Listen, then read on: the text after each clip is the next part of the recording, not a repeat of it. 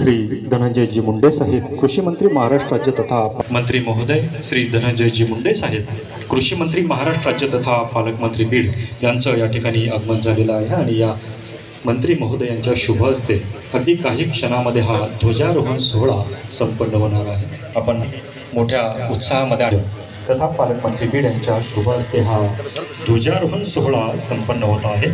मंत्री महोदयांचं या ठिकाणी आगमन झालेलं। मंत्री महोदय श्री धनंजयजी मुंडे साहेब कृषी मंत्री महाराष्ट्र राज्य तथा पालकमंत्री बीड यांच्या शुभ हस्ते हा जिल्हा प्रशासकीय ध्वजारोहण सोहळा या ठिकाणी संपन्न होत आहे।